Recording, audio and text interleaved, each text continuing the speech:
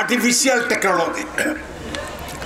Artificial টেকনোলজিটা হলো, যারা YouTube দেখেন আপনারা দেখেছেন, দুইজনরে একসাথে হ্যান্ডশেক করাইতেছে, কোলাকুলি করাইতেছে, একেবারে গালে চুমা দিতেছে, কুলের উপরে বয়ে রইছে, এগুলো হলো আর্টিফিশিয়াল ইন্টেলিজেন্স। এগুলো আসলে সত্য ঘটনা না। আজকে শেখ হাসিনার নামে বিভিন্ন জায়গায় বিভিন্ন বক্তব্য সরানো হচ্ছে যে আমি বাংলাদেশের বিভিন্ন বর্ডারে আছি, আমি যে কোনো সময় ঢুকে যাবে। আপনারা কি মনে করেন শেখ হাসিনা বাংলাদেশে আসলে তার কোনো অস্তিত্ব থাকবো? তার একটা টুকরা মাংস কেউ পাবে বাগে? পাইতো না। সুতরাং এইগুলো মানুষকে বিভ্রান্ত করার জন্য বিভিন্নভাবে প্রচারণা চালাচ্ছে। আপনারা যারা বাংলাদেশের মানুষ প্রত্যক্ষ সাক্ষী, আমাদের চান্দিনাতে কোনো মন্দির 100 মোট কত জানি 65টি জায়গাতে পূজা পর্ব হয়েছে। আমরা প্রত্যেকটা জায়গাতে তাদেরকে পাহারা দিয়ে রেখেছি, তারা যাতে আওয়ামী লীগের লোকরাই মন্দির ভাঙ্গা যাতে অন্তত পক্ষে সাধারণ মানুষের নাম দিতে না পারে। কারণ বিভিন্ন জায়গাতে দুই একটা যেখানে ভাঙ্গা হয়েছে, এগুলো এই আওয়ামী লীগের লোকরা ভাঙ্গা এগুলো বাংলাদেশের মানুষের উপরে নানা রকমের অপবাদ ছড়াইতে চেষ্টা করছে। সেইভাবে সারা বাংলাদেশে এই মন্দিরগুলো পাহারা দিয়ে হিন্দুদের সম্পত্তি আমরা রক্ষা করেছি, তাদের পূজা পর্ব, তাদের উপাসনালয়গুলোকে রক্ষা করেছি। কিন্তু ভারত থেকে প্রতিদিন তারা বলতেছে যে সংখ্যালঘুদের উপর অত্যাচার হচ্ছে।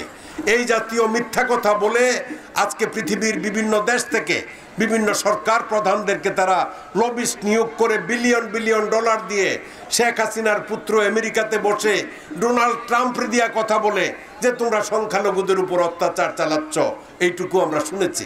কিন্তু সংখ্যালঘুদের উপরে আমরা কোনো এই দেশের মানুষ অত্যাচার চালায় নাই।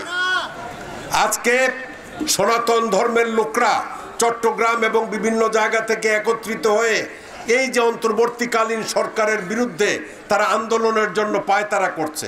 আরে বাবা, কেন আন্দোলন করতেছ? তোমাদের হিন্দুদেরকে তো কোথাও কেউ অত্যাচার করে নাই।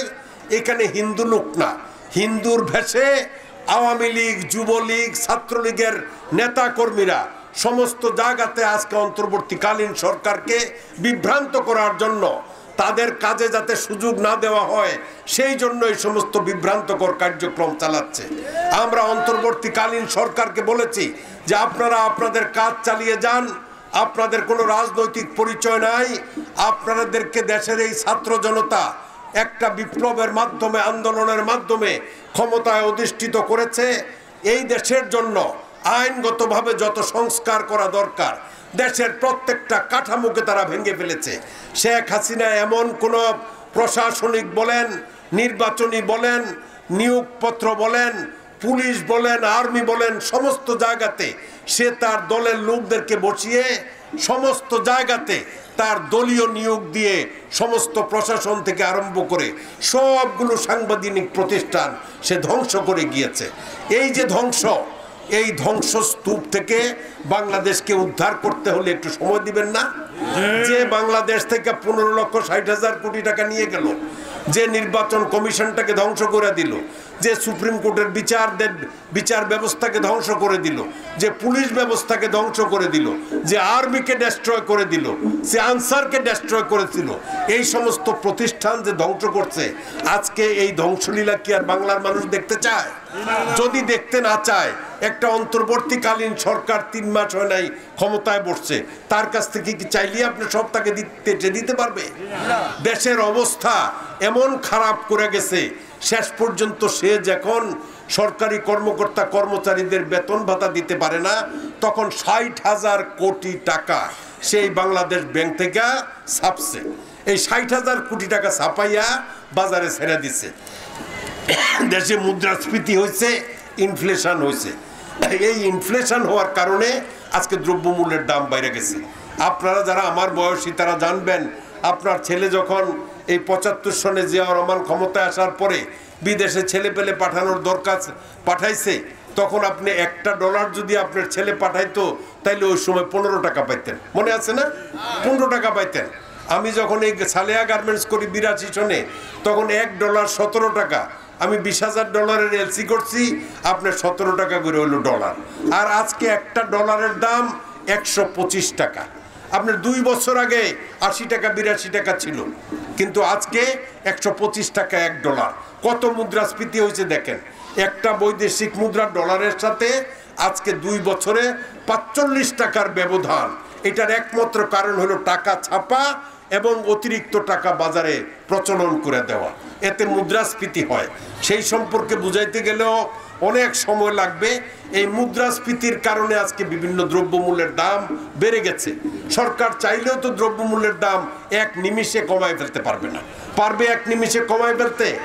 আপনি খেতে যান, ধান চাষ করেন, পাট চাষ করেন বা রবি শস্য চাষ করেন, আপনার যে বিনিয়োগ, আপনার যে শ্রম, আপনার যে পরিশ্রম, আপনার যে লেবার, এদের বেতন ভাতা পুঁজির কাপাটি সব খাটাইয়া যেই টাকাটা বিক্রি করলে আপনার বিভিন্ন জায়গাতে লাভবান হবেন, সেটাই তো আপনি করবেন, তাই না? তার ভিতরে তো বিভিন্ন জায়গাতে দালাল ফালাল আছে, চাঁদাবাজরা আছে। এই চাঁদাবাজরাও তো একটা বিরাট অঙ্কের টাকা। ট্রাকে চাঁদাবাজি, বেবি ট্যাক্সিতে চাঁদাবাজি, বাসে চাঁদাবাজি, সমস্ত ট্রান্সপোর্টে চাঁদাবাজি। এই চাঁদাবাজদের কারণেও বিভিন্ন জিনিসপত্রের মূল্য একটা পর্যায়ে বেড়ে যায়। আমাদের যে নিমসের বাজার বাংলাদেশের দ্বিতীয় বৃহত্তম কাঁচা বাজার, এই দ্বিতীয় বৃহত্তম কাঁচা বাজার এই ঘন্টায় করে সরকারি রাস্তার জায়গা ভাড়া দেয় ওই স্থানীয় মাস্তানরা, বুঝছেন না?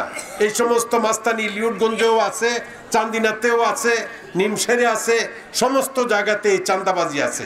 এই চাঁদাবাজির কারণেও তুলনামূলকভাবে একটা জিনিসের দাম শতকরা 10-15 টাকা বেড়ে যায়।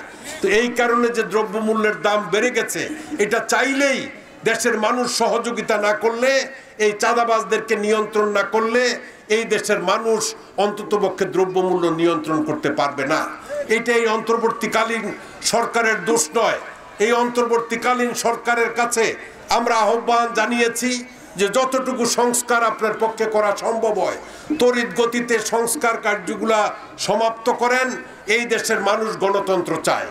এই দেশের মানুষ যার ভোট সে দিবে, যাকে ইচ্ছা তাকে দিবে, এই পদ্ধতি প্রবর্তন করতে চায়। সুতরাং আজকে বিএনপি সহ আমরা সবাই সরকারকে বলতেছি, আপনি নির্বাচনের একটা কাঠামো, কিভাবে আপনি এই নির্বাচনটা করবেন, কবে করবেন, এটার একটা রূপরেখা আমাদের কাছে আপনি বর্ণনা করেন। আমি আশা করি যে এই সরকার আমাদের অনুরোধে অবশ্যই অনতিবিলম্বে নির্বাচনের একটা রূপরেখা দিবেন, যার উপর ভিত্তি করে এই দেশের মানুষ আবার গণতন্ত্র ফিরে পাবে। যার ভোট সে দিবে, যাকে ইচ্ছা তাকে দিবে। গণতন্ত্র হচ্ছে এই দেশের মানুষের একটা অধিকার। এই অধিকার এই দেশের মানুষ তাদের হাতে পেয়েছে আন্দোলনের মাধ্যমে। সেই অধিকার তাদেরকে বাস্তবায়ন করতে হবে, প্রয়োগ করতে হবে। যার ভোট সে দিবে, যাকে ইচ্ছা তাকে দিবে। এই পদ্ধতি প্রবর্তন করি একটা দেশে সরকার গঠন হবে ইনশাআল্লাহ। প্রিয় ভাইয়েরা আমার, অনেকেই আমাকে বলে যে আপনি কোত্থেকে নির্বাচন করবেন। আমি একটা দল করি, লিবারেল ডেমোক্রেটিক পার্টি, এবং আমার যোগ্যতার মাপকাঠিতে 1991 সনে ব্যক্তি রেদওয়ান হিসাবে আপনারা ঘড়ি মার্কায় ভোট দিয়ে আমাকে আওয়ামী লীগের প্রার্থী এবং বিএনপির প্রার্থীর বিরুদ্ধে বিজয়ী করেছিলেন। আপনাদের মনে নাই? এখন আমার চেয়ে যোগ্য, এখন আমার সাথে প্রতিদ্বন্দ্বিতা করার মতো তুলনামূলকভাবে চান্দিনা থানা বা কুমিল্লা জেলায় আমার পর্যায়ের কোনো নেতা আছে যে যোগ্যতা দিয়া আমার বিরুদ্ধে নির্বাচন করতে পারে? যদি না পারে, তাইলে অন্তত পক্ষে যদি আমি নির্বাচন করি, আপনারা, আমি রেদওয়ান আহমেদ ব্যক্তি হিসাবে আপনারা আমাকে যারা পছন্দ করেন, ভোট দিতে চান, একবার তো শামসু আতুল্লাহ দেয়াছে, আমারও একটু আতুল্লাহ দেন।